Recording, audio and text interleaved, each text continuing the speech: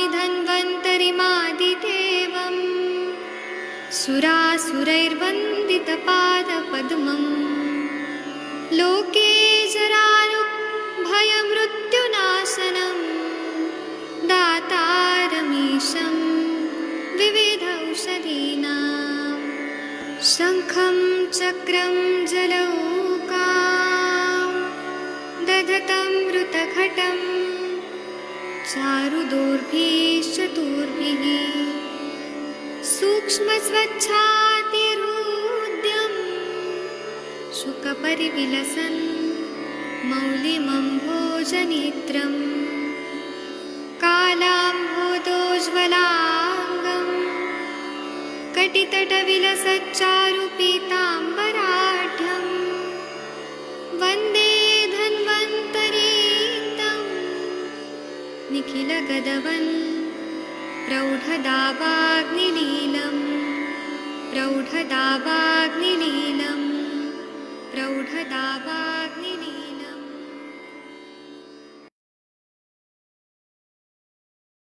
प्रणाम सभी लोगों को। मैं वैद्य अरविंद पाठक आप सभी लोगों का स्वागत करता हूं। सभी लोगों को कोटि कोटि प्रणाम करता हूं। आइए आज हम एक नया अध्याय शुरू करने जा रहे हैं, उत्तर स्थान में भग्न प्रतिषेध अध्याय। तो यह जो वाग्भट का भग्न प्रतिषेध अध्याय है, इसमें जो फ्रैक्चर रिलेटेड जो भी है ट्रीटमेंट वह बताया है। जब बोन्स में फ्रैक्चर हो जाता है तो किस तरह से उसको मैनेज करना चाहिए यह बताया है। मैं सबसे पहले आदरणीय महेंद्र सर को रिक्वेस्ट करूंगा कि आप सप्तविंशति अध्याय जो है 28 चैप्टर ये शुरू कर दीजिए सर। नमस्कार सर। प्रणाम सर। आपके पीछे पीछे सब लोग बोलेंगे। ऊपर से चालू सप्तविंशो अध्याय भंग प्रच्छेद अथा तो भंग प्रच्छेदम यच्छा में इति यह स्नायु आत्रे आदयो महर्ष है पातो घाताद्विधा भंगो अस्तनाम संध्या संधते पातघातादिभिद्वेधा भग्नोऽस्नाः सन्धितः प्रसारण वाकुंचनयो शक्ति संधि मुक्तता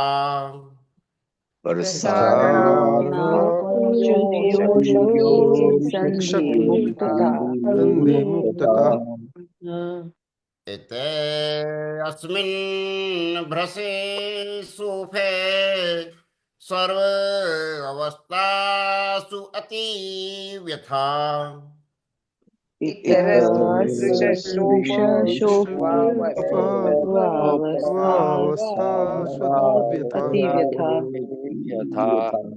आसक्ते चेष्टतते अल्पे अपि पीड्यमाने से शाब्दता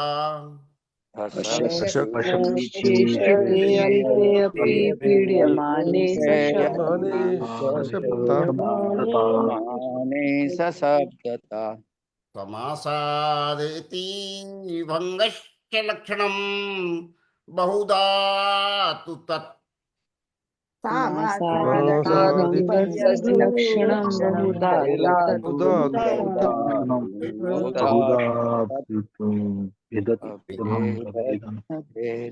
विद्यते भंगुभेदेन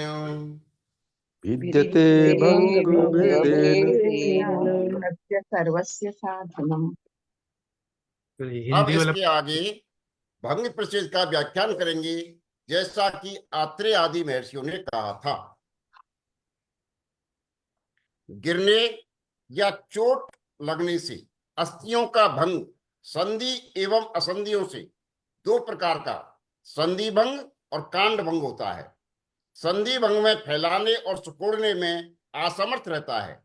कांड भंग में अस्य सूप सब अवस्थाओं में बहुत दर्द, थोड़ी सी भी चेष्टा में असमर्थ, दबाने पर आवाज का होना, ये संक्षेप में भंग के लक्षण हैं। ये भंग के भेद से बहुत प्रकार का है। संधि भंग 6 प्रकार का है और कांड भंग 12 प्रकार का है। देखिए सुश्रुत। हाँ, तो ये अभी भग्न प्रतिषेध अध्याय बता रहे। प्रतिषेध मतलब चिकित्सा। तो गिरने या चोट लगने से अस्थियों का भग्न हो जाता है। तो ये दो टाइप का है, संधि एवं असंधि। मतलब जॉइंट्स में भंग होना, फ्रैक्चर होना, या फिर पूरा जो अपना शेफ्ट है बोन्स का, उसमें भंग होना। तो संधि भग्न अगर होता है, जॉइंट्स में अगर लगता है, तो फैलाने, एक्सटेंशन या फ्लेक्शन, उसमें सिकोड़ने या फैलाने में असामर्थ्य रहता है। और कांड भग्न रहा तो बहुत ज्यादा शोफ रहेगा, स्वेलिंग रहेगा, सब अभी अवस्थाओं में बहुत दर्द रहेगा, पेन रहेगा, थोड़ी सी भी चेष्टा में असमर्थ रहेगा, दबाने पे आवाज होगा बहुत ज्यादा, कट कट। ऐसे संक्षेप में भंग के लक्षण है। यह भग्न अभंग के भेद से बहुत प्रकार के होते हैं। संधि भग्न 6 प्रकार के होते हैं और कांड भग्न 12 प्रकार के होते हैं, ऐसा सुश्रुत में देखने के लिए उन्होंने कहा। चलिए इसकी टीका पढ़ दीजिए। हाँ सर।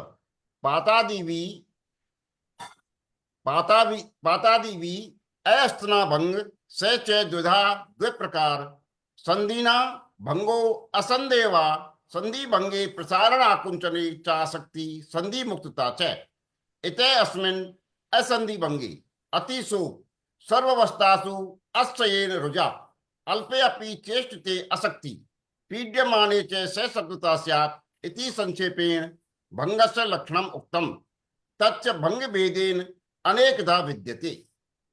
हाँ, तो पातादिभी मतलब अगर कोई चोट लग जाती है या पतन होता है, गिर जाता है, तो उससे अस्थियों का भग्न हो जाता है। वह दो टाइप का है, द्विधा मतलब द्वि प्रकार है। संधिनाम भग्नो असंधिर्वा, मतलब संधियों का भग्न या बिना संधि का भग्न। संधि भग्न होता है तो प्रसारण और आकुंचन का जो शक्ति है, उसमें च अशक्ति, मतलब उसमें शक्ति नहीं रहती है। या संधि मुक्तता, संधि खुल जाते हैं, मुक्त हो जाते हैं। इतरस्मिन असंधि भग्ने। दूसरा जो है वो कांड भग्न है, जिसको हम असंधि भग्न बोलते हैं। इसमें क्या होता है, अतिशोफ, स्वेलिंग होता है। सर्वा स्व अवस्था स्व अतिशयन रुजा, वहां पे हर अवस्था में बहुत ज्यादा पेन होता है। अल्पे अपि चेष्टते अशक्ति, अल्प चेष्टा होती है, मतलब मूवमेंट बहुत कम होता है। अशक्ति, अशक्ति रहता है। पीड़े माने जो सशब्दता, वहां पे थोड़ा भी टच किया तो बहुत ज्यादा पेन होगा, या शब्द युक्त रहेगा, पीड़ा करने पे बहुत पेन होगा। और इति संक्षेपेण भंग से लक्षण मुक्त, इस प्रकार से भंग का संक्षेप में लक्षण उक्तम कहा है। तच्च भंग भेदे नानेकेन विद्यते, इस तरह से भेद अभेद अनेक प्रकार के उसके भेद कहे हैं भग्न भेद के, वह हम बाद में बताएंगे। चलिए इसका तीसरा नंबर का जो श्लोक है, मोनिका मैडम आप पढ़ेंगी प्लीज। आदरणीय मोनिका मैडम आप सुन पा रही हैं? प्रणाम सर। जी सर। हाँ।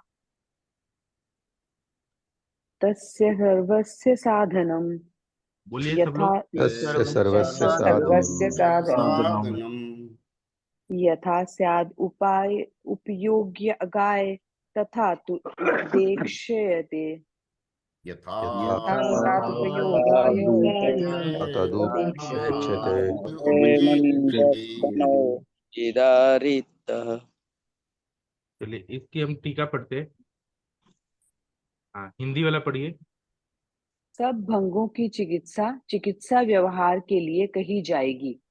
हाँ, जितने भी ये भग्न है, फ्रैक्चर हैं, सबकी चिकित्सा चिकित्सा व्यवहार प्रैक्टिकल के लिए कहा जाएगा। इसकी टीका पढ़ दीजिए। हाँ।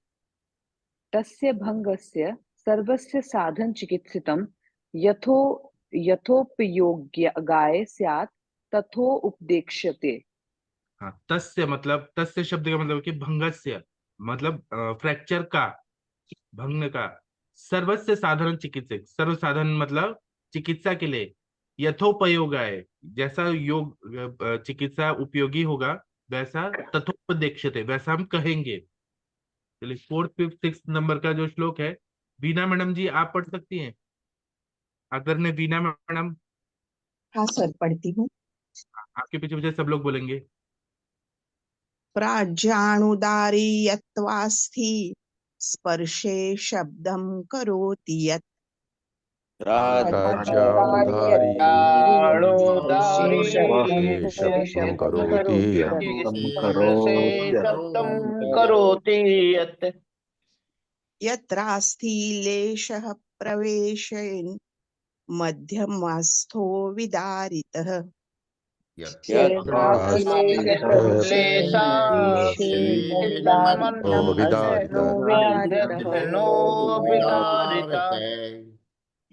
भग्नं यच्च अभिघातेन किंचित किंचित एवावशोषितम् भग्नं यच्चाभिघातेन अभिघातेनावशेषेतेवावशेषितम् उच्चम्यमानं क्षतवद्यश्च मज्जानि मज्जति पुण्यमानं क्षतवज्जनि मज्जति तद्दुस्साध्यं कृशाशक्त वातलाल्य अल्पाशिनमपि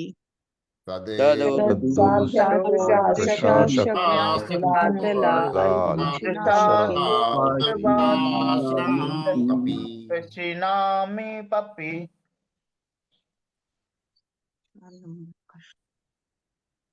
इसका हिंदी वाला पढ़ दीजिए। बहुत से सूक्ष्म टुकड़े जिस अस्थि में होते हैं, जो अस्थि शब्द में स्पर्श में शब्द करता है, जहां पर टूटा हुआ अस्थि का टुकड़ा अस्थि के मध्य में घुस जाए, जो भंग चोट के कारण कुछ बचा हुआ हो, जो भंग ऊंचा करने पर क्षत के समान हो जाए, जो भंग मज्जा के अंदर घुसा हो, तथा कृश निर्बल और वात प्रकृति एवं थोड़ा खाने वाले का जो भंग है, वो सब कष्ट साध्य है। हाँ, अब ये बता रहे फ्रैक्चर जो होता है अलग अलग होता है, तो बहुत से सूक्ष्म टुकड़े जिस अस्थि में होते हैं, मतलब मल्टीपल क्रैक्स हो गए, जो अस्थि स्पर्श में शब्द करती है, जहां पर टूटा हुआ अस्थि का टुकड़ा अस्थि के मध्य में घुस जाए, जो भग्न चोट के कारण कुछ बचा हुआ हो, जो भग्न ऊंचा करने पर छत के समान हो जाए, जो भग्न मज्जा के अंदर घुस गया हो, मतलब बोन मैरो तक घुस गया हो, तथा कृश निर्बल और वात प्रकृति में थोड़ा खाने वाले का जो भग्न है, वह सब कष्ट साध्य है। इन्होंने पहले से ही इंडिकेट कर दिया है कि आप इनकी चिकित्सा देखिए किस तरह से करेंगे, सब कष्ट साध्य है। इसकी टीका पढ़ दीजिए। हाँ, पढ़ती हूँ। यत्र अस्ति लेशो दारित पाटित आप शुरू से पढ़िए ना, प्राज्याश्च। हाँ, प्राज्याश्च ते अणवश्च प्राज्याणव प्रभूत सूक्ष्म तैः दारणानि विद्यन्ते यत्रास्ति तत् प्रभृता अणुदारी यदस्ति तद्दु असाध्यम् यश्चास्ति स्पर्शने सति शब्द करोति तच्च दुस्साध्यम् यत्रास्ति लेशो दारित पाटित आस्था मध्य प्रविशेत तच्च दुस्साध्यम् यच्च अभिघातेन भग्नं किं भूतं किंचिन्न एवावशेषित भवेत् तच्च दुस्साध्यम् उन्नप्यमान क्षतसमस्या तच्च तु दुस्साध्यम् यथा तथा यन् मज्जानि मज्जति तथा कृशादीनामपि यत् तच्च दुस्साध्यम्। हाँ, अभी बोल रहे हैं कि प्राज्यश्च तृणवश्च प्राज्याणव, मतलब ये शब्द का मतलब ये है कि प्रभुत सूक्ष्म, बहुत ही बारीक बारीक ऐसे क्रैक्स हो गए, मल्टीपल क्रैक, ऐसे सूक्ष्म सूक्ष्म उसमें भग्न हो गए। तैद्या दारणी दाराणी, मतलब उसमें क्रैक्स हो गए, दारण हो गए। विद्यन्ते यत्रा अस्थिनि तत्, वहां पे अस्थियों में वो विद्यते मतलब रहते हैं, विद्यन्ते। प्रभुता अणुदारी यदस्ति तदु असाध्यम, बहुत सारे छोटे छोटे उसमें दारित रहते हैं अस्थि में, वो असाध्य होते हैं। यच्च अस्थि स्पर्शे स्पर्शने सति, उनका स्पर्श करने में शब्दम करोति तच्च दुस्साध्यम, स्पर्श करने में शब्द करते, कट कट आवाज आ रही है, तो वो दुस्साध्य होते हैं। यत्रास्ति लेशो दारित पाटित, उसमें जो दारित भी होता है पाटित भी होता है। अस्तना मध्य प्रविशे तद दुस्साध्यम, मतलब वो मज्जा तक भी चला गया है और वो पाटित भी है, अस्थियों के अंदर तक प्रवेशित हो गया है, इतना उसका मतलब क्रैक्स होके फट के अंदर चला गया तो वो दुस्साध्य होता है। ये यच्चा विघातेन भग्नम, उसका विघात से भग्न हो जाता है। किम भूतम किंचित देदावशेषित भवे तद दुस्साध्यम, कुछ अवशेषित रहते हैं वो दुस्साध्य होते हैं। ये चौन्य मान्य शत समस्या तद दुस्साध्यम, जो उन्नम्य मतलब ऊपर नीचे हो गए, शत सम हो गए, वैसे दुस्साध्य होते हैं। ये तथा यज मज्जनी मज्जती, जो मज्जा में घुस जाते हैं। तथा कृश दीनानम अपीयत, जो कृश पेशेंट है और दीन है, बहुत ज्यादा पेन में है, वह सब दुस्साध्य होते हैं, ऐसा इन्होंने इंडिकेट किया है। आगे बता रहे हैं। हाँ, 7वें नंबर का जो श्लोक है, आदरणीय प्रदीप सर आप कृपया पढ़ सकते हैं। डॉक्टर जी सर। प्रदीप जी जी सर, सर, नमस्कार सर। प्रणाम। भिन्न कपाल यत्कट्याम संधि मुक्त च्युत्ययत् भिन्न कपाल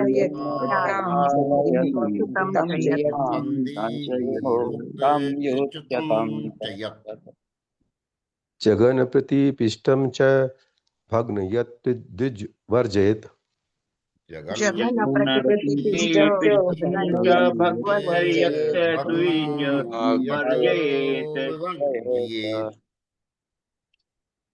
जी, और भी श्लोक है 7, 8, 9, 10, 11, ये भी पढ़ दीजिए। जी जी।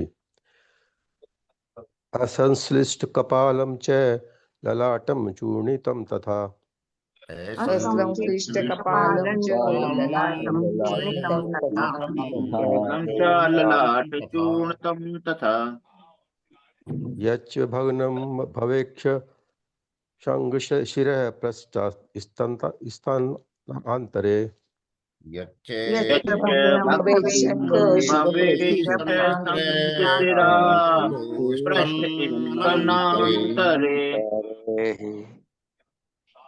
सम्यग् मित मध्यस्थी दुर्न्याद साध दुर्निर्बंधनात्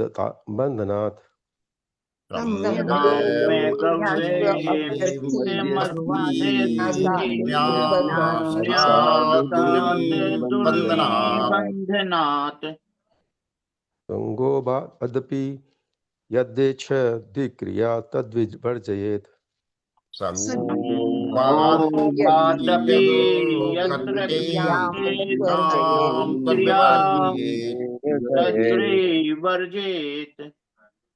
आदितो यच्च दुर्जात अमस्थि संधिर्थापि वा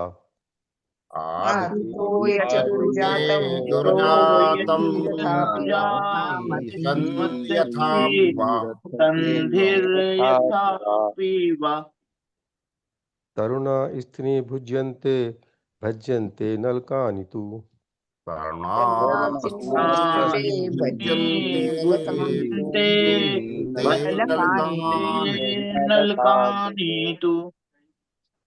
कपालानि विभिदन्ते स्फुन्यस्तानि भूयसा कपालानि विभिद्यन्ते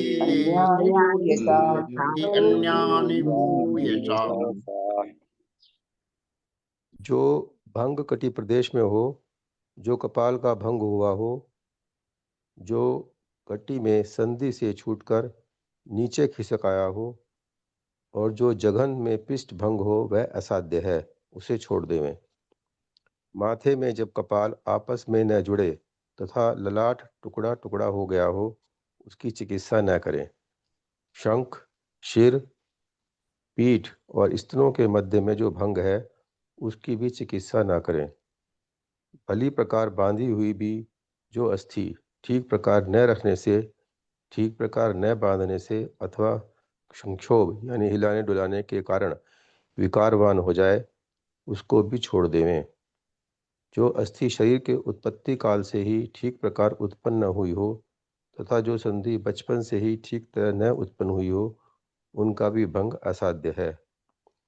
नासा, कान आदि की तरुणास्थियाँ, कोमल अस्थि टेढ़ी हो जाती हैं, नलका अस्थियाँ टूट जाती हैं, कपाल अस्थियाँ फट जाती हैं, चटक जाती हैं, अन्य अस्थियाँ प्राय करके खिल जाती हैं। अन्य अस्थियाँ से मतलब है क्लब, वलय और रोचक दांत हैं। स्फुटंती दृश्यन्ते। जी, तो ये बता रहे हैं कि जो भंग जो है कटी प्रदेश में है, बैक में नीचे लोअर बैक में बटक एरिया में जो पेल्विक बोन में है या फिर लंबर स्पॉन्डिलाइटिस जैसा है, वह वहां पे भग्न है, फ्रैक्चर है लंबर वर्टिब्रा में। जो कपाल का भग्न है, जो कटी के संधि से छूटकर नीचे खिसका है, और जो जघन के पिष्ट भंग हो, वो सब असाध्य है, इसको छोड़ देवे। चिकित्सा करेंगे लेकिन वो ठीक होगा कि नहीं उसकी कोई गारंटी नहीं है। माथे पे जब कपाल आपस में ना जुड़े, मतलब स्कल के जो कपालस्थियां हैं वो सब ना जुड़े तथा ललाट टुकड़ा टुकड़ा हो गया, उसकी चिकित्सा ना करे। शंख मतलब टेम्पोरल रीजन, सिर में, पीठ में और स्तनों के मध्य में जो भग्न है, उसकी भी चिकित्सा ना करे। इतना ज्यादा वो ज्यादा मतलब तकलीफदायक रहता है। वो ठीक होगा कि नहीं उसका कोई गारंटी नहीं है। भली प्रकार बांधी हुई भी जो अस्थि ठीक प्रकार से न रखने से, ठीक प्रकार न बांधने से, मतलब हम जब उनका बैंडेज करते हैं या फिर प्लास्टर करते हैं, तो वो न बांधने से वो हिल रहा है या हिलाने डुलाने से विकारवान हो जाती है, इन्फेक्शन हो जाता है, उसको भी छोड़ देना है। जो अस्थि शरीर के उत्पत्ति काल से ठीक प्रकार से उत्पन्न नहीं हुई है, मतलब उनका ऑस्टियोजेनेसिस नहीं हुआ है, ठीक से बनी नहीं है, तथा जो संधि बचपन से ही ठीक तरह से उत्पन्न नहीं हो, उनका भी भग्न असाध्य होता है। नासा कान आदि की तरुणास्थियां, कोमल अस्थियां टेढ़ी हो जाती है, नलक अस्थियां टूट जाती है, कपाल अस्थियां फट जाती है, चटक जाती है। अन्य अस्थियां प्रायः करके खिल खिल जाती है, और अन्य अस्थियों में वलय और रुचक दांत की अस्थियां जो है, ये सब जो है ये सब असाध्य है। स्फुटंती विशर्यन्ते, ऐसा बता रहे हैं। चलिए इसकी टीका पढ़ दीजिए सर, कट्या कटी प्रदेशी वाला। कट्या कटी प्रदेशे यत् कपाल हाँ भिन्न विदारित यच्च संधि विमुक्त यच्च संदेशच्युत यच्च जघन प्रतिपिष्ट भग्न च यत् तद वर्जयेत परिहरेत।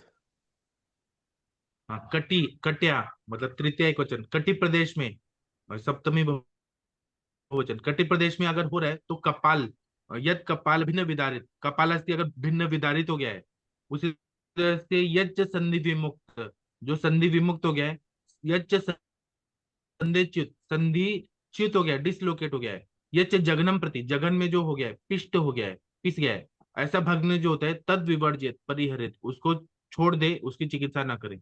8वां का पढ़िए। ललाट ललाटम श्लिष्ट कपाल भिन्न चूर्णित न नो नो क्रमेत शंखशिर पृष्ठ स्थानान मध्ये यच्छिन भवेत तच्च वर्जयेत। ललाट में संश्लिष्ट है और कपाल में भी भिन्न है, चूर्णित है, ना उपक्रमित, उनकी उपक्रम न करे, चिकित्सा न करे। शंख में, सिर में, पृष्ठ में, स्तनों में, स्तनों का जो है वहां पे छिन्न हो गया है मध्य में, उनको वर्ज्य छोड़ देना है। 9th का पढ़िए। तथा अस्थि सम्यक गुद तो तमपि दुर्न्यासादिना यद विक्रिया यच्छेत तच्च वर्जयेत।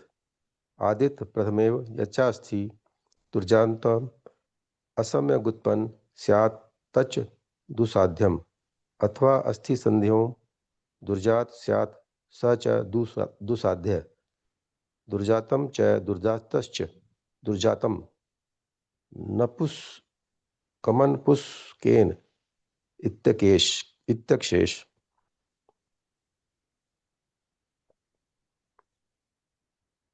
जो अस्थियों में समग्र में दुर्न्यास, मतलब वो उसको हमने बांध दिया है तभी वो अच्छे से बंधा नहीं है, उसकी क्रिया नहीं हो रही है, उसको छोड़ देना है, विक्रिया युक्त है। आदित्य मतलब प्रसमय उत्पन्न से उल्टे पुल्टे वो उत्पन्न हुई है, ऑस्टियोजेनेसिस अच्छे से नहीं हुआ है, उनका ग्रोथ नहीं हुआ है, और उनमें फ्रैक्चर हुए हैं, तो वो दुसाध्य है।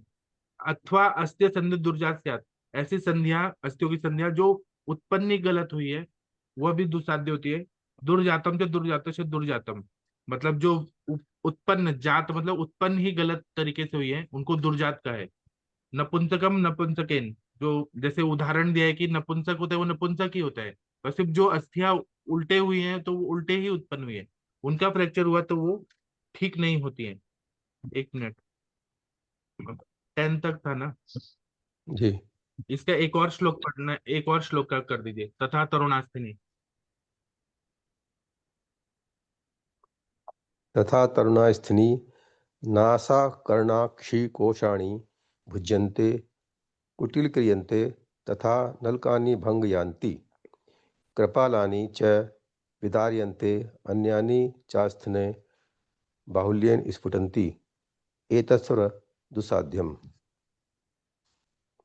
जी, तो तरुणास्थिनी जो है नासा में, कर्ण में, अक्षि में जो कार्टिलेजेस है तरुणास्थिनी, वो अगर भग्न हो जाते हैं, कुटिलिनी क्रियंते मतलब उल्टा पुल्टा क्रिया कर पा रहे हैं, तथा नलकानी भग्न यान्ति, या नलकास्ती है वो उनमें भग्न हो गया, कपालानि च विदार्यन्ते, या कपाल की अस्थियां जो है वो विदारित हो गए, अन्यानि चार स्थानी बहुलेन स्फुटंती, या अन्य स्थान बहुत जगह स्फुटंती मतलब क्रैक्स हो गए, एतत् सर्वम दुसाध्यम, ये सब दुसाध्य है। चलिए, आदरणीय मोनिका मैडम, आप कृपया भगवान का प्रेयर कर दीजिए। आज संडे है, सॉरी मंडे है, सोमवार है, तो शिव जी का कुछ कर दीजिए Monika madam. Doctor Monika madam, मेरी आवाज आ रही है? शायद नहीं आ रही है, तो महेंद्र, जी हाँ सर। मोनिका मैडम, आप भगवान का कर दीजिए, शिव जी का प्लीज। जी सर, सर महेंद्र सर से करवाते ना सर, बहुत अच्छा करते हैं। हाँ ठीक है, महेंद्र सर जी आप कर दीजिए, शिव जी का कुछ कर दीजिए आज। नहीं, मैडम की आवाज अच्छी है। मैडम करो आप, आज तो सोमवार है। मोनिका मैडम आपसे जी करवाना सर, चाहते मैं आपकी कर आवाज लूँ। ठीक है, आप करो। आज तो उसी का होना है, या फिर लिंगाष्टक हो तो आपके पास लिंगाष्टक का कर दो, यही सही है आपका। जी जी जी जी सर। नमामि शमीशान निर्वाण रूपम विभुं व्यापकं ब्रह्मवेदस्वरूपं निजं निर्गुणं निर्विकल्पं निरीहं चिदाकाशमाकाशवासं भजेऽहम् निराकारमोकारमूलं तुरीयं गिरा ज्ञानगोतीतमीशं गिरीशं करालं महाकालकालं कृपालं गुणागार संसार पारं नतोऽहम् तुषाराद्रिसङ्काशगौरं गम्भीरं मनोभूतकोटिप्रभाश्रीशरीरम् स्फुर्णमौलिकल्लोलिनी चारुगङ्गा लसद्भालबालेन्दुकण्ठे भुजङ्गा चलत्कुण्डलं भ्रूसुनेत्रं विशालम् प्रसन्नाननं नीलकण्ठं दयालम् मृगाधीशचर्माम्बरं मुण्डमालं प्रियशङ्करं सर्वनाथं भजामि प्रचण्डं प्रकृष्टं प्रगल्भं परेशम् अखण्डम् अजं भानुकोटिप्रकाशम् त्रयशूलनिर्मूलनं शूलपाणि भजेऽहं भवानी पतिभावगम्यम् कलातीत कल्याण कल्पान्तकारी सदा सज्जनानन्ददाता पुरारी चिदानन्द सन्दोह मोहापहारी प्रसीद प्रसीद प्रभो मन्मथारी न यावदुमानाथ पादारविन्दम् भजन्ति हलोके परे वा नराणाम् न तावत् सुखं शान्ति सन्तापनाशम् प्रसीद प्रभो सर्वभूताधिवासम् न जानामि योगं जपं नैव पूजा न तोऽहं सदा सर्वदा शम्भुतुभ्यम् जराजन्म दुःखो घतातप्यमानम् प्रभो पाहि आपन्नमामीश शम्भो प्रभो पाहि आपन्नमामीश शम्भो। जी सर, प्रणाम सर, प्रणाम सभी को। ऐसा लग रहा था कि सब समय थम गया, केवल शिव जी की प्रार्थना हो रही है। इतना मजा आया, सबको अच्छा लगा। चलिए, अब हम लोग शाम को मिलेंगे। मनीषा मैडम, आप कुछ कहना चाह रही हैं? नहीं सर, प्रणाम सभी को, सबका दिन शुभ हो। थैंक यू हम मोनिका मैम। हाँ, हम थैंक यू शाम मैम। को 7 बजे और रात को 9 बजे मिलेंगे। फिर हम बस्ती पे करेंगे कंटिन्यू, और रात को क्लिनिकल संभाषा करेंगे। आप लोग पेशेंट लेके आइए रात को 9 बजे, हम पेशेंट पे डिस्कशन करेंगे। थैंक यू, प्रणाम सभी लोगों को। अभी मैं सेशन बंद करता हूँ। थैंक यू सभी को।